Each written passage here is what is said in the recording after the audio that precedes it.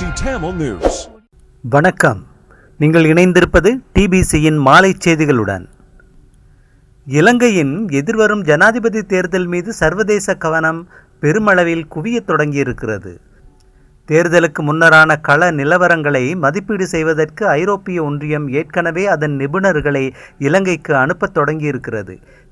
இலங்கையில் தேர்தல்களை கண்காணிக்க வெளிநாட்டு அவதானிகள் பணிக்கமர்த்தப்படுவது வழமை. தேர்தல்கள் சுதந்திரமானவையாகவும் நீதியானவையாகவும் நடத்தப்படுவதை உறுதி செய்ய முடியுமா என்பதை மதிப்பிடுவதற்கு தேர்தலுக்கு முன்னரான நிலவரங்களையே கண்காணிப்பாளர்கள் ஆராய்வதுண்டு. ஆனால் இந்த தடவை இலங்கையில் வேட்பாளர்களில் பிரச்சார செலவினங்களை கண்காணிப்பதற்காக பிரச்சார நிதி சட்டம் நடைமுறைப்படுத்தப்படவிருப்பதால் கண்காணிப்பு நடவடிக்கைகள் முன்னரை விட கூடுதல் முக்கியத்துவத்தை பெறுகின்றன. கடந்த காலத்தில் இலங்கையில் தேர்தல் கண்காணிப்பு பணிகளில் ஈடுபட்ட ஐரோப்பிய ஒன்றிய நிபுணர்களினால் முன்வைக்கப்பட்ட யோசனைகளின் அடிப்படையிலேயே பிரச்சார நிதி சட்டம் இயற்றப்பட்டது. ஐரோப்பிய ஒன்றிய தூதுக்குழு தன்னை சந்தித்ததை தேர்தல்கள் ஆணைக்குழுவின் தலைவரான RMAL ரத்நாயக்க ஊடகங்களிடம் உறுதி செய்தார். தேர்தலுக்கு முன்னரான நிலவரங்களை மதிப்பீடு செய்வதற்காக சம்பந்தப்பட்ட மற்றைய தரப்புகளையும் தூதுக்குழு சந்திக்கவிருக்கிறது. பிரச்சார நிதி சட்டம் நடைமுறைப்படுத்துதல் தொடர்பிலும் தூதுக்குழுவினர் விசாரித்தார்கள் என்றும் ரத்நாயக்க கூறினார். தேர்தல் அறிவிக்கப்பட்டதும் அதை கண்காணிக்க நிபுணர்கள் குழு ஒன்று இலங்கைக்கு வரும் என்று அவர் குறிப்பிட்டார்.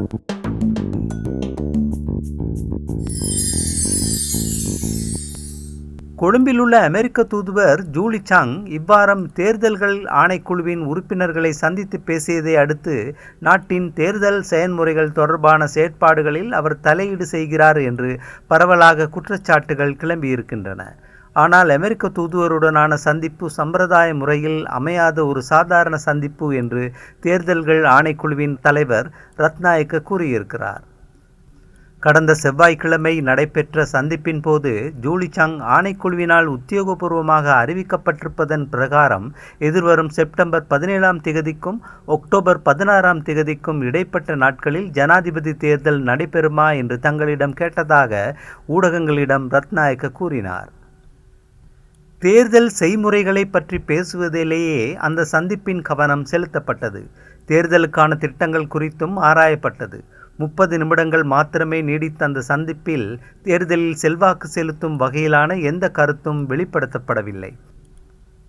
அது உண்மையில் ஒரு மரியாதையின் நிமித்தமான சந்திப்பே.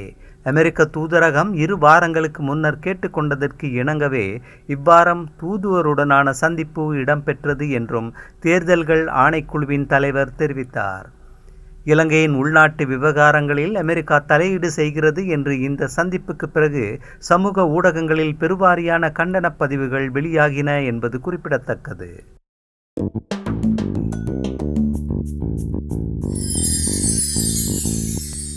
ஜனாதிபதியினதும் பாராளுமன்றத்தினதும் பதவிக்காலங்களை 2 வருடங்களினால் நீடிப்பது குறித்த தனது யோசனை குறித்து ஐக்கிய தேசிய கட்சியின் பொதுச் செயலாளர் பாலித்த ரங்கே பண்டார எதிர்வரும் திங்கட்கிழமை விளக்கமளிக்க இருக்கிறார் என்கிற அதேவேளை அவர் முன்வைத்தது நாட்டின் ஸ்திரத்தன்மையை உறுதிப்படுத்தும் நோக்கிலான ஒரு மாற்று யோசனை மாத்திரமே என்று ஜனாதிபதியின் ஆலோசகரான மாரசிங்க கூறியிருக்கிறார்.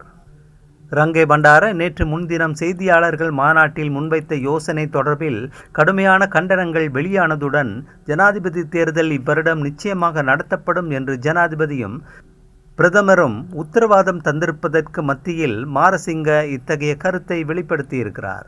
ரங்கே பண்டார கூறியதை எதிர்க்கட்சிகள் மற்றும் ஊடகங்கள் உட்பட பல தரப்புகளும் தவறாக புரிந்து கொண்டுள்ளன. ஸ்திரத்தன்மையையும் பிரகாசமான எதிர்காலத்தையும் உறுதிப்படுத்துவதற்கு இருக்கக்கூடிய ஒரு மாற்று வழி குறித்தே அவர் கூறினார். ஜனாதிபதியினதும் பாராளுமன்றத்தினதும் பதவிக்காலங்களை நீடிப்பது சாத்தியமானதே. நீதித்துறையின் வியாக்கியானத்தை நாடிய பின்னரே அதை செய்ய முடியும். தேர்தல் நடத்தப்பட்டால் நாடு 1 வருடம் பின்தள்ளப்படும். தேர்தல் ஒன்று நடத்தப்படுவதானால் அதற்கு முன்னரான காலப்பகுதி என்றும் பின்னரான காலப்பகுதி என்றும் இருக்கிறது என்பதை சகலரும் அறிவர் என்றும் மாரசிங்க சொன்னார்.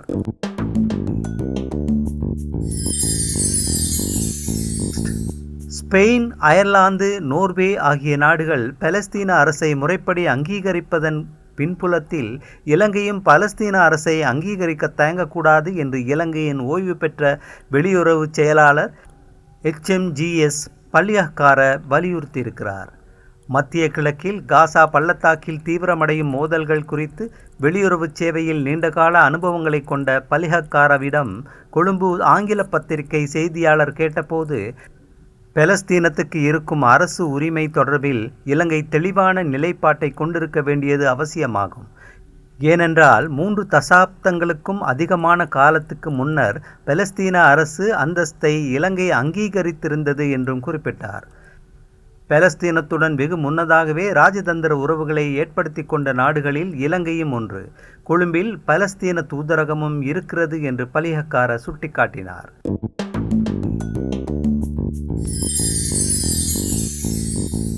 இலங்கையில் இனப்படுகொலை இடம்பெற்றதாக ஆதாரமற்ற குற்றச்சாட்டுகளை முன்வைக்க வேண்டாம் என்று கனடாவிடம் இலங்கை மீண்டும் கேட்டிருக்கிறது.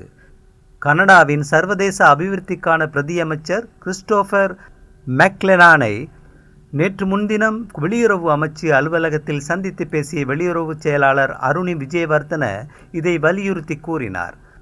பொருளாதாரத்தை உறுதிப்படுத்துவதற்கு இலங்கை அரசாங்கம் மேற்கொண்டிருக்கும் நடவடிக்கைகளில் கணிசமான முன்னேற்றம் ஏற்பட்டிருக்கிறது என்றும், வருவாய் பெருக்கத்தையும் வளர்ச்சியையும் நோக்கிய செயன்முறைகள் முன்னெடுக்கப்படுகின்ற வேளையில் பொருளாதார ராஜதந்திரத்துக்கு இலங்கை முன்னுரிமை கொடுக்கிறது.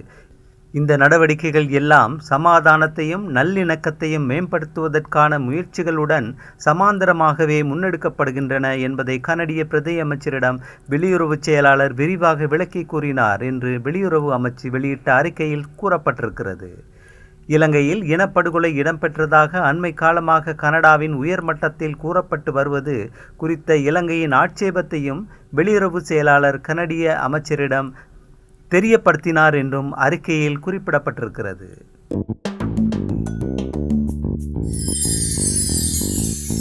ரஷ்ய உக்ரைன் போர் முனையில் இலங்கையின் முன்னாள் படைவீரர்கள் சண்டையிடுவது தொடர்பில் மூண்டிருக்கும் சர்ச்சையை பயன்படுத்தி இலங்கைக்கும் ரஷ்யாவுக்கும் இடையிலான உறவுகளை சீர்குலைக்கும் முயற்சிகளில் மேற்கு நாடுகள் ஈடுபட்டிருக்கின்றன என்று கொழும்பில் உள்ள ரஷ்ய தூதுவர் லெவன் ஷாகர்யான் நேற்று குற்றம் சாட்டினார். வெளியுறவு அமைச்சில் நேற்றைய தினம் வெளியுறவு இராஜாங்க அமைச்சர் தாரக பாலசூரியவுடன் கூட்டாக நடத்திய செய்தியாளர்கள் மாநாட்டில் பேசிய ரஷ்ய தூதுவர், ரஷ்ய தரப்பில் சேர்ந்து சண்டையிடும் இலங்கையின் முன்னாள் படையினர் குறித்து மேற்கு நாடுகள் பிரச்சினை கிளப்புகின்றனவே தவிர உக்ரைன் தரப்பில் நின்று சண்டையிடும் இலங்கையர்கள் பற்றி பேசுவதில்லை என்று குறிப்பிட்டார்.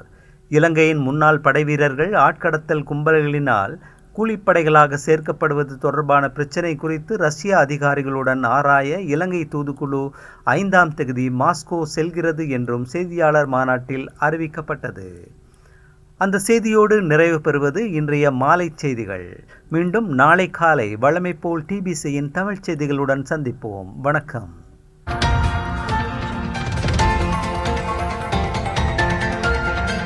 TBC Tamil News.